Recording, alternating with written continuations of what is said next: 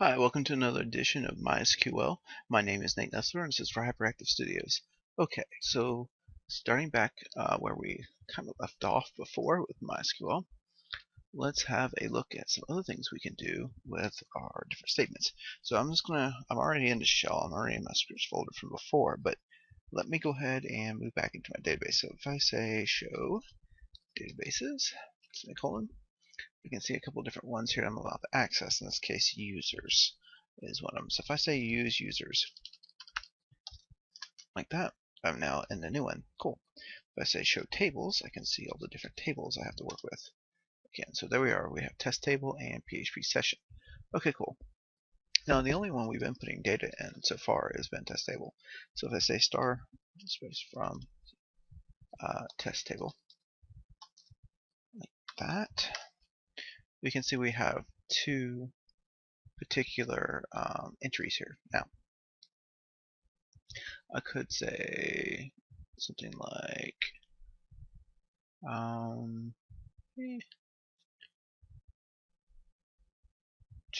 let's do another select here. Select star from this case test table,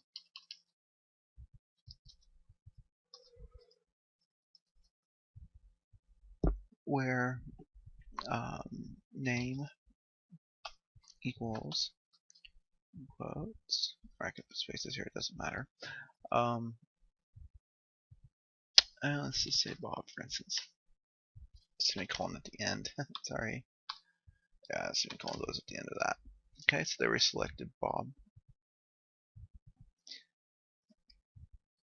So that's how we can select a particular entry into name, and that's cool. We kind of did that from beforehand too, so very useful and all. But I say insert into test table. Let's see here, the values here. Leave that in parentheses. And we're going to say null for the first one, all caps, comma. Jill. I'll do a lowercase like the others, right? Jill, and just be like Jill at localhost. And of course I made a mistake.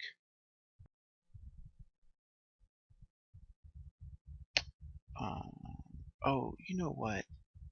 I forgot to put double quotes around this. Oh my gosh. There we go. What mistake did I possibly make? Alright, so besides Jill here, we could do another one too. How about I don't know, Jane. I'm not sure. It's coming up with different ones here. Okay, we do another one, maybe like Ashley.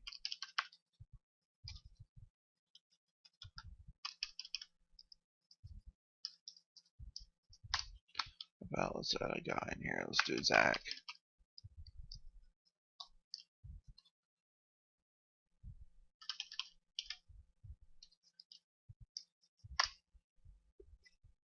Alright.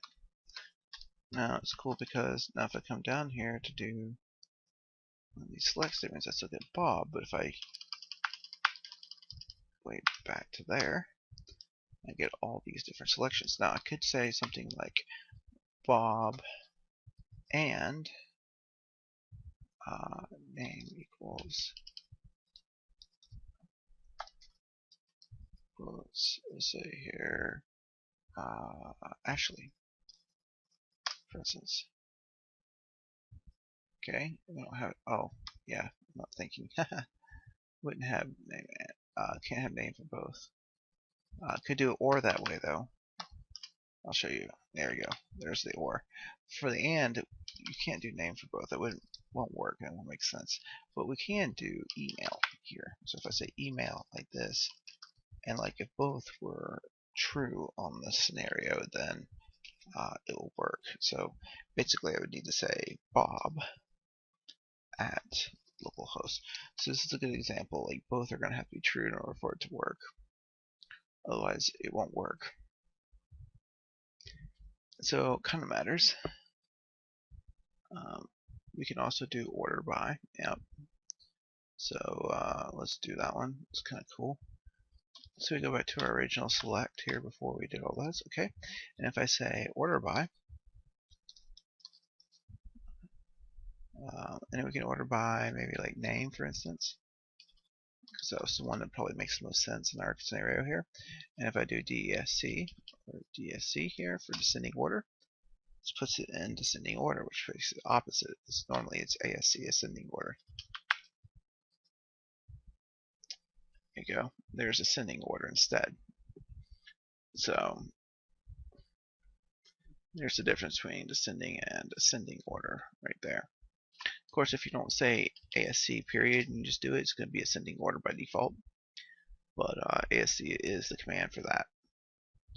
Alright, so there's an example of another one. There's another command that's really useful. It's called like. So let's have a look at that. And it's also, while we talk about this one, talk about also how okay, so it's cool because we have two of them that actually have a J in it. So that's kind of nice. So if I say J in this case, J here, and then do a % sign, what that's going to do is we're going to say this is your wildcard character here, and so everything that matches the %, you basically we require it to start with a lowercase j, and then everything after that can be any character. So if I do that there, oh,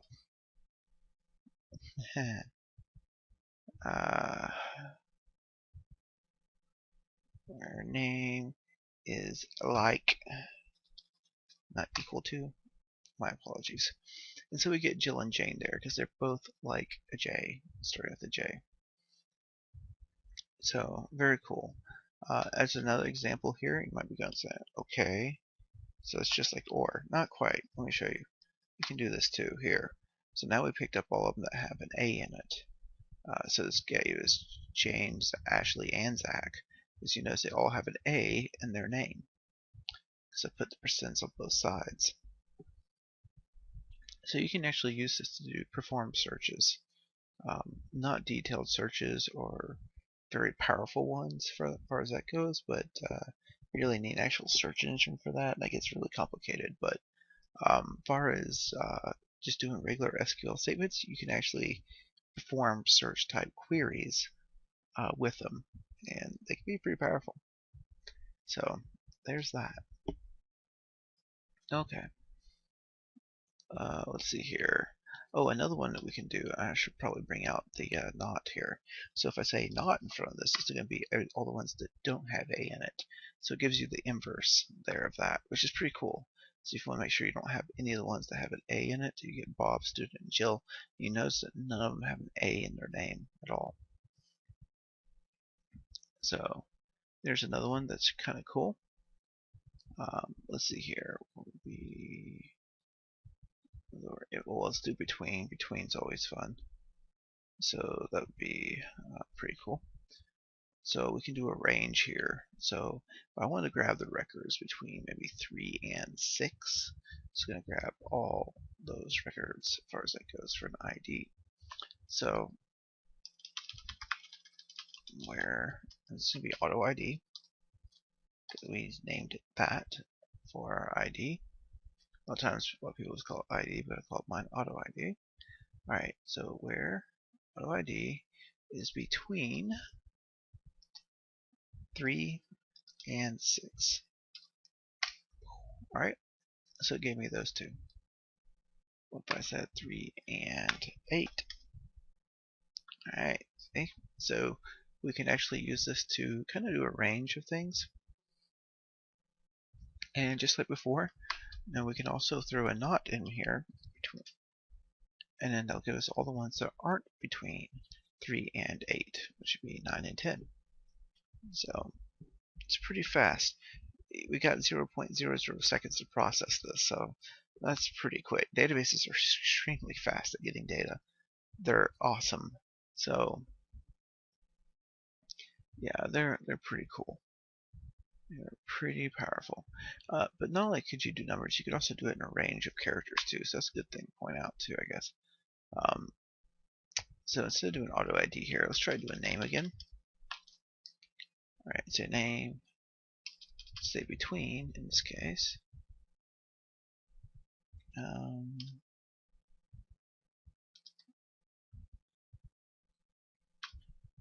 And let's just do J. All right.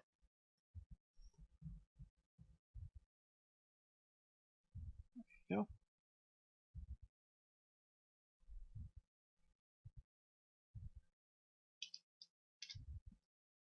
Add L is between and not including J. So I had to say L in order to pick up J also.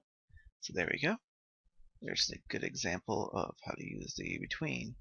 Now we could also again use not in front of this. We could say not between that, and I get the others.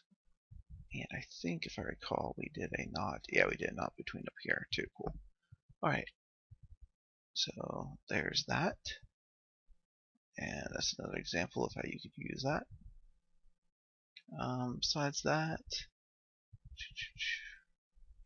oh, well, all right.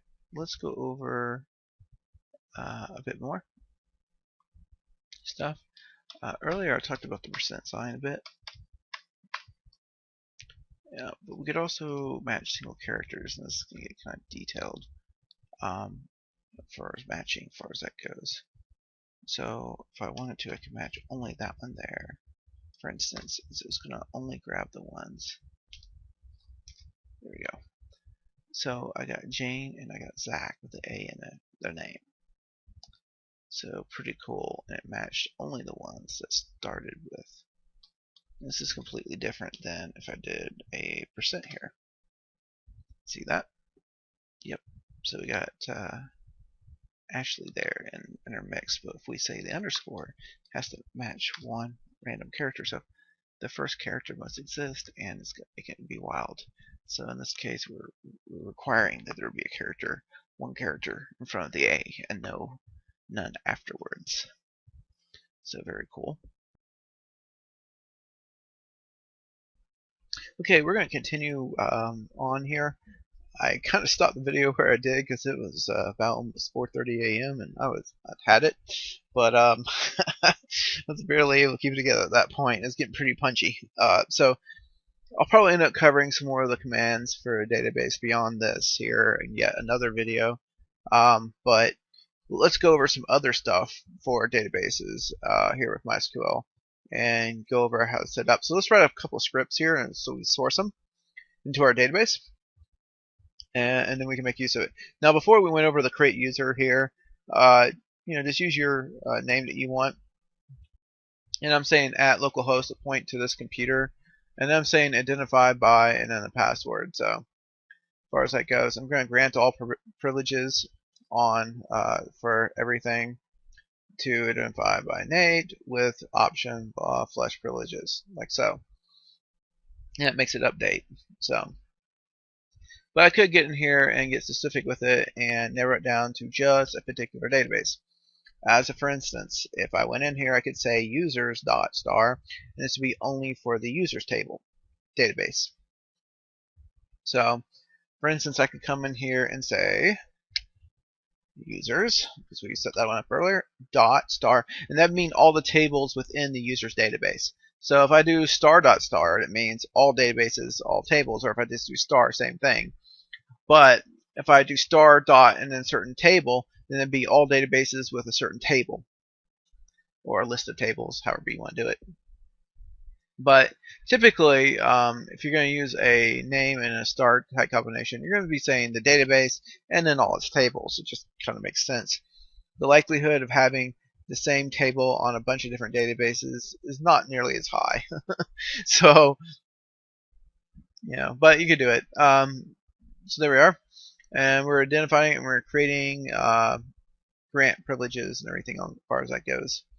I could also set up like another administrator like I had before, where I just did it as a star. But let's say we just wanted to have this user have only permissions for this database, which is the way you really want to do it in the real world. Very important to do that so that you minimize risk to other applications on the network, on the server with database applications.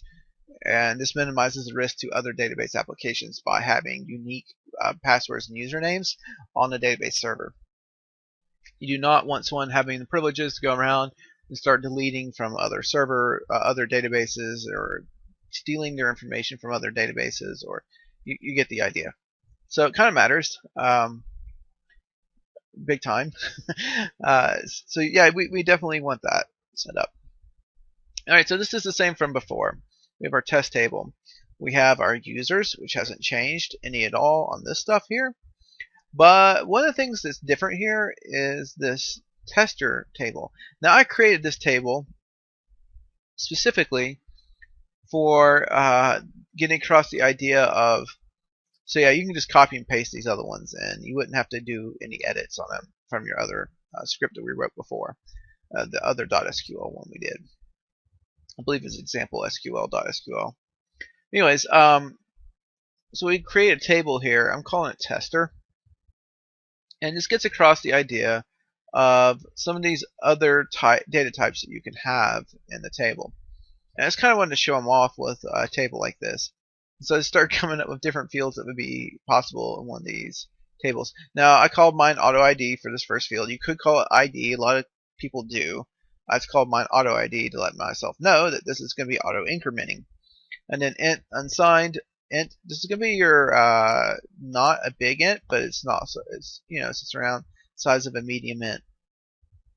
And so this is a larger size int. Actually, when we do that, if you want to, like, oh, we're gonna have tons and tons of records, you could replace int with big int for this and give you a chance for more records. Basically, big int would probably be a good idea if you're gonna have a massive size database, or you don't want to worry about later on. So it's always an option there. So unsigned, of course, because we don't want to be assigned int, and then we say not null, so we don't want to ever be null. It's got to be a primary key, and we want to auto increment. So we're going to do that, comma. Name here, we're going to do a varchar. Oh, did I ever do a text?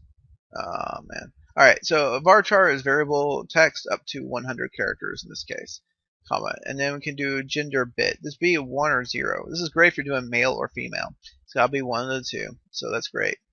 I guess we don't support hermaphrodites on this. So gender bit here would just be male or female.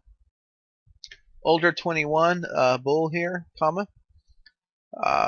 And so this is another example. This is a boolean, true or false. Are they older than 21? Yeah, it matters if you're doing a restaurant and you're serving alcohol or something of that nature. You need to know that. Num restaurants here. Number of restaurants. Maybe we figure it's not going to be a really big number. We can use a small int for that. Then we can say num underscore food score supplies medium int. So number of food supplies, as far as that goes, that are needed for the restaurants, that could be a medium int. So I'm kind of setting this up as like I started just turning this into like a restaurant database purchasing system, more or less, I guess, for the ins and outs of the company here. But num of food purchases, so there's a number of different plates that were sold for like, so this way you could like track your, basically it's like doing accounting processing where you're tracking your accounting operations type stuff, type idea here. So num of food purchases, so this tracks how many different plates were sold of, it could be used with a certain item or something of that nature, and that's where that name gets into being of use here. So you know how many food purchases of a particular name, something of that nature, or whatever. Sales, big int, how much sales you had. Menu item, ID, tiny int. I'm sorry, name would be, I guess, of the person, really. And then the menu item ID would be tied back to the menu. So then you could have all your menu information on the menu item ID, and then you're just referencing it. And then you could do table referencing another table as a foreign key, basically. I'm not getting into that right now, but yeah, it's basically how I was setting it up. So menu underscore item underscore ID, and this would be the auto ID from the menu item database table. So it's going to be a tiny int because it's going to be really small. It's going to be smaller than a small int. And then here's our email here for the varchar. There's also a possibility of text, and then it could be any number of length. We can see that one there. I believe we went over this last time. So yeah, it'd be any length. There's no set length to it. Whereas varchar is going to have a set length. It cannot go beyond 100 characters. So if you're wanting to limit it, that's a great way to handle it. And then we also had decimal in there from before, so I didn't feel the need to cover that again. So these were the remaining ones that we really hadn't covered for the most part. And there you go. I think there's blob too, but I haven't covered that. So if you want to store something like a binary, like an image or an audio file or a movie or a application software package, etc. I personally don't recommend putting that stuff directly into the database because it bloats up your database. And I recommend having a file path to the file and then serving that from a distributed network server cluster. But that to me is more efficient. But you can put them directly into the database. The upside to that is you get a really fast lookup on that file. The downside is you are slamming your database by doing that.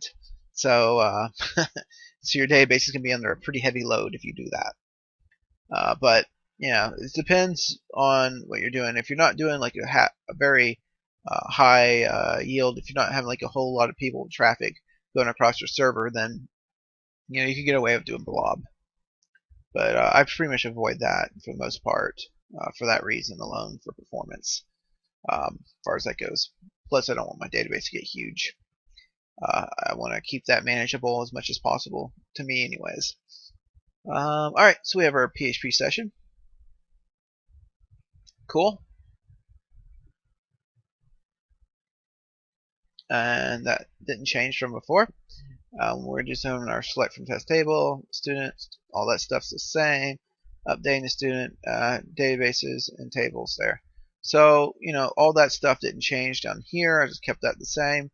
But I did want to put this tester in there just to show you how these different types of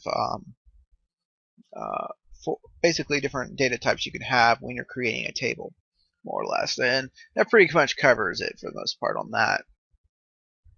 Now, besides that, let's look at another one. So you can source this and create this, but that basically shows you how to go about that and how you can use those and why. Cool. And this was just a basic demo. This wasn't really designed to do a restaurant or anything like that. Just kind of started turning it into that, but you would want to break things up into different tables, like the name along with the whole person's information, and then it would have an ID, and then you do a associative ID with what they purchased, all this stuff as a foreign key, things of that nature to it. And then you'd have this broken up to many different tables, and referring to different tables within the other tables based on their ID numbers for the other fields, things of that nature. So that way you can set up your many to one, one to many, many to many relationships, or one-to-one relationships, etc. I'm not getting into that stuff in this video. maybe another video here for databases I could get into that. But yeah, here's how you basically go about this, and it's pretty cool and it's pretty powerful. So example SQL.SQL. I changed this one up some, I think. Yeah. A little bit actually. So we have all these privileges from before, blah, blah, blah. But one of the things I added was this company one and this profile. And I want to show a more advanced setup here. And the reason why is because we're going to use this when we code this up in some of our PHP stuff, as far as that goes. And so we basically need to go over how to create this table.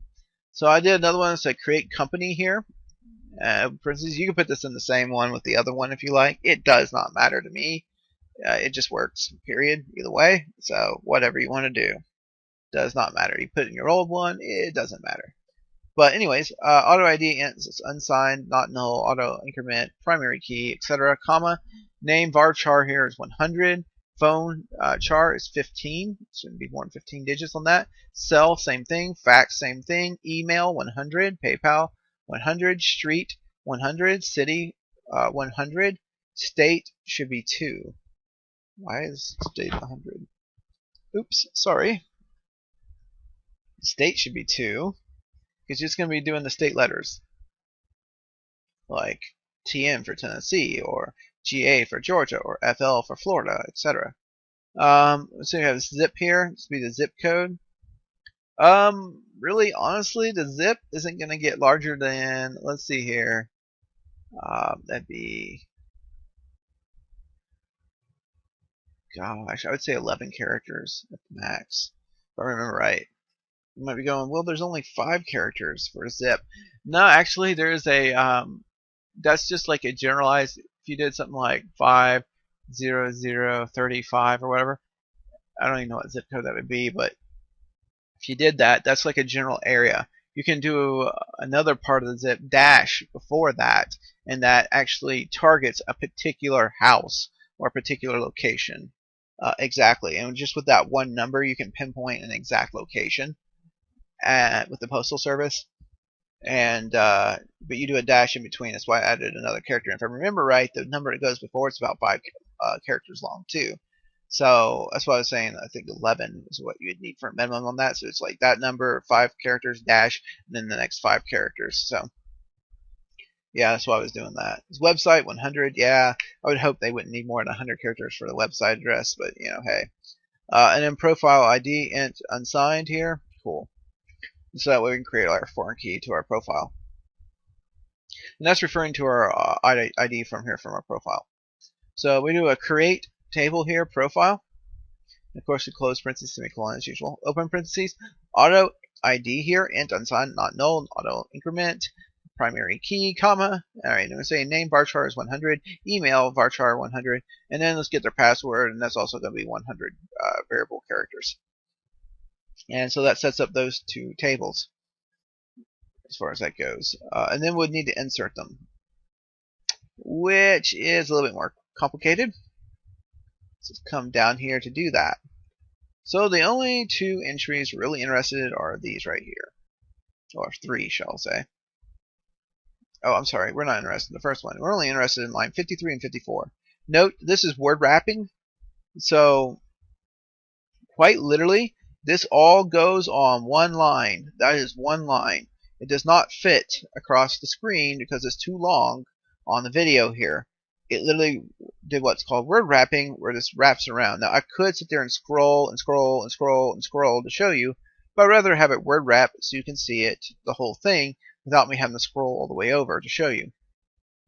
So I didn't make it not word wrap on purpose. I did make it automatically go to the next line, even though it's not on the next line. It's essentially all considered one line. Okay, so this all goes on one long line. Okay, you're not going to put this on separate lines. If you do, it will not work. All right, you cannot put single. You cannot break this up across multiple lines. It will cause an error. So we're going to do an insert into company values, open parentheses, null, comma, and I'll just start making up a company name. I have no idea if this company exists. My apologies if you do exist. But single quotes here, cyber space coders space LLC, close single quotes. Note that is space, that is not enter. You are not going down to the next line. Comma, single quotes, 775. I just made up a phone number. Hope this phone number doesn't exist. -346 -2367 single quotes. Just make up whatever phone number you want. Comma, and I just did a different one. I did single quotes here, 345-745-2367 single quotes, comma, and I did another one, single quotes, and that is 487-436-2349 single quotes, close, closing single quotes there, comma, open quotes, single that is, nate@cybercoders.com, single quotes, and I'll put your own, whatever, as far as that goes. And make sure that this is, yeah, and then it's going to be a comma, and then a single quote, sorry, it didn't fit on here, and it'd be payments at cybercoders.com, single quotes. Wow. So even with word wrapping, it still didn't quite wrap. It's based on the resolution of the virtual machine. This virtual machine is longer than what I've fit in this video. So I was afraid that if I made it full length of my screen, that for a lot of people this wouldn't be able to show up for them because it'd be too wide. So we went to full screen it. Payments at cybercoders.com here as far as that goes.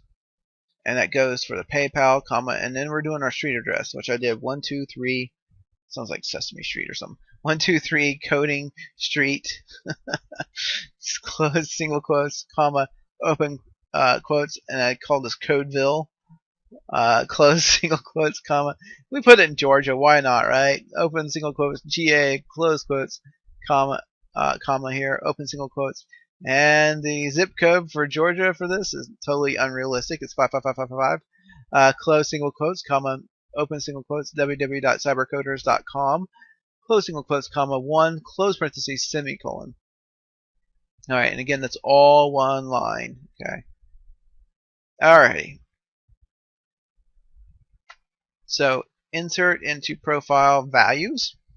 Open parentheses, null, comma, open single quotes, Nate, close single quotes, comma, open single quotes here, Nate at cybercoders.com, close single quotes, comma, open single quotes, password, close single quotes, close parentheses, semicolon.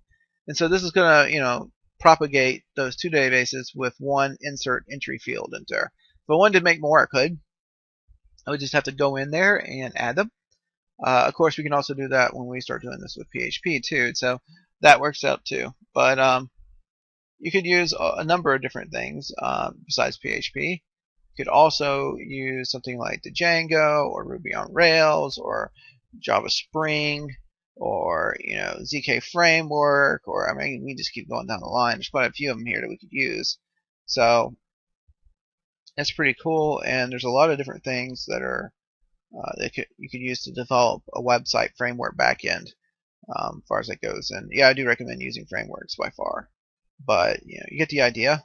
And that should just get you set up for doing this basic setup here for your database tables here. And this should get you know enough just so you're dangerous. You won't be a master of MySQL databases after going through these two videos, but you can do some things. You can actually make a working application at this point. You know enough to do that. And then learning more caveats like doing join tables and the different many-to-many relationship type stuff. Yeah, we need to go over that eventually.